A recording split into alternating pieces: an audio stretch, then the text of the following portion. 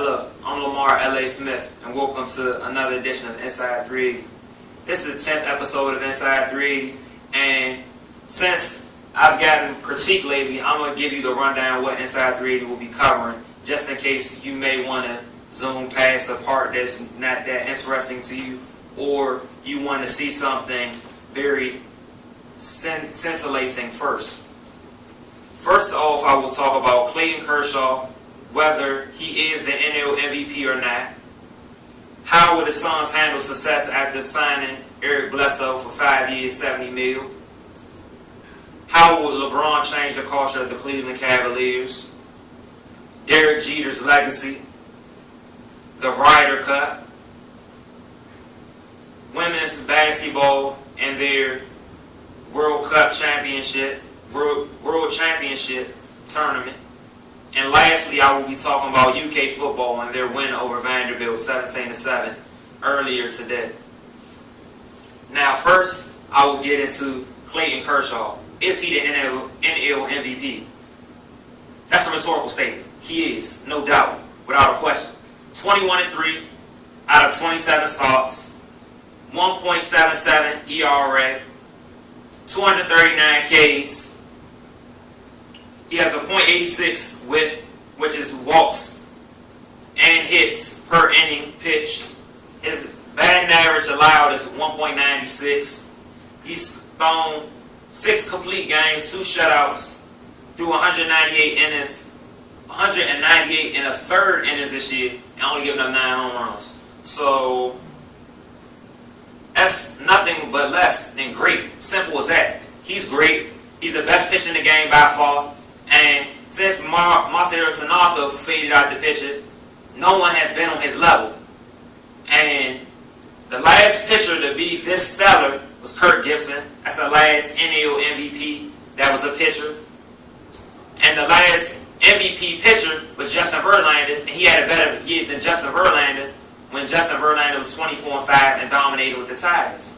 So Clayton Kershaw, southpaw, he throws 7 to 8 every time.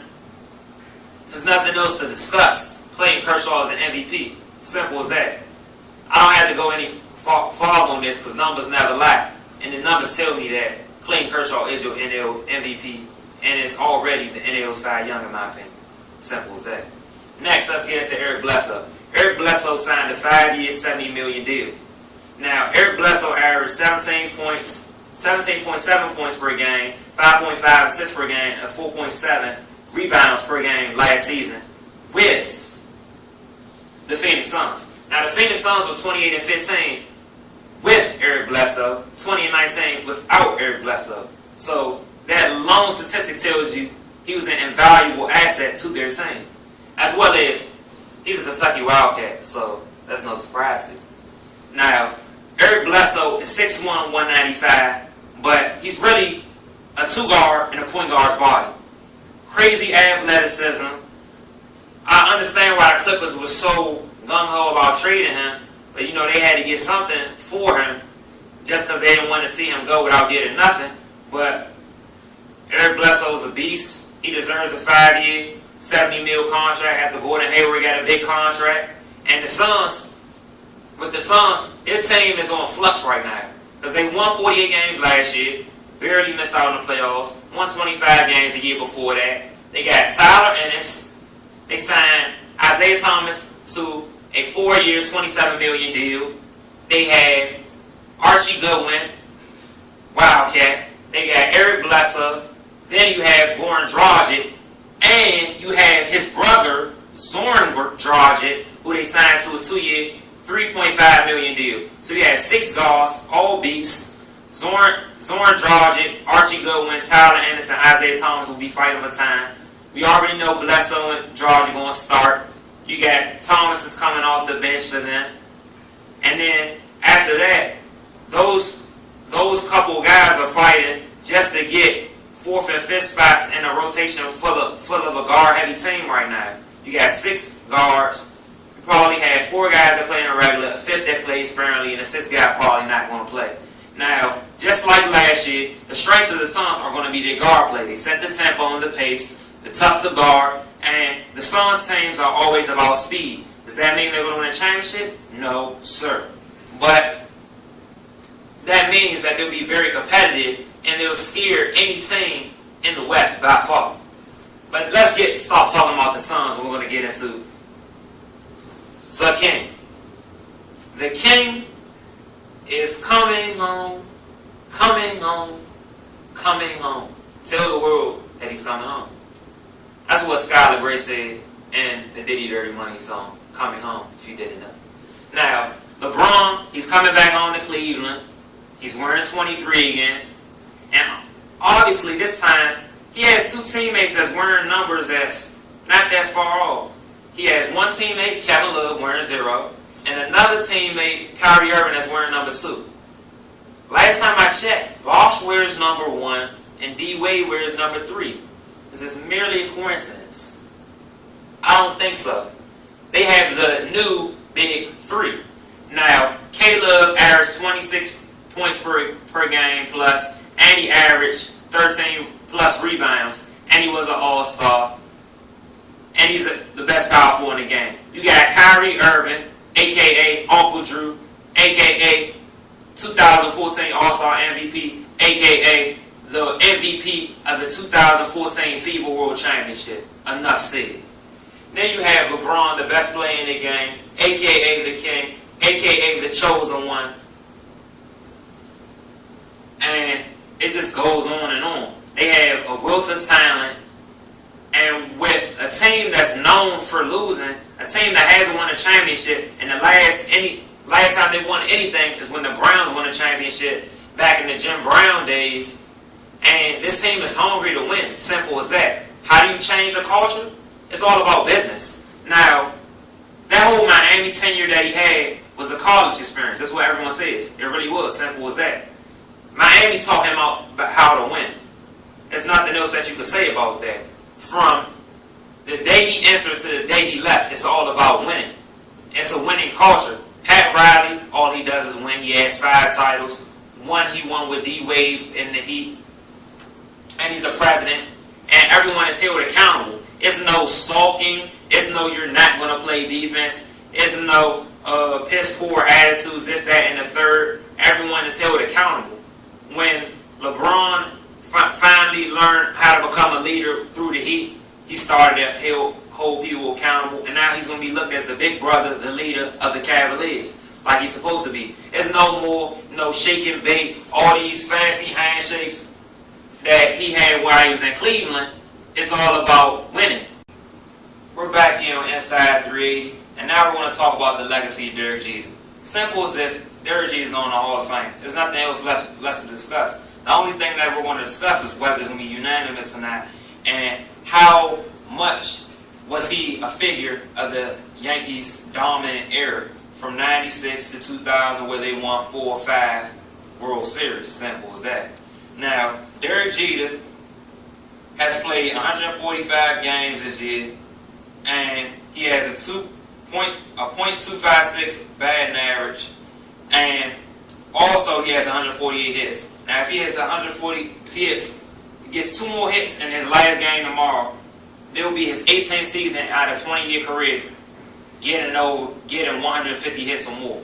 He has 17 seasons already of getting 150 hits, 8 of 200 hits, and he's great. 14-time All-Star, 5-time Silver Slugger, 5-time World Series champ, 2000 World Series MVP, 2000 All-Star MVP, AL Rookie of the Year. He's been the captain since 2003 for the Yanks. 5-time Golden Glover, 5-time Silver Slugger, like I already mentioned. 2-time Hank Aaron winner, award winner, which goes to the best hitter in the league in the AL.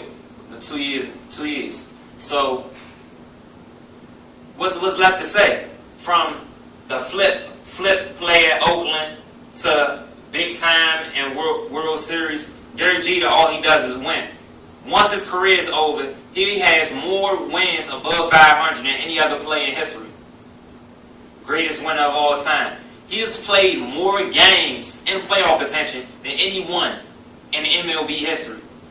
Every game he's played in his career, he's been in playoff contention. Simple as that. And except for today when he played.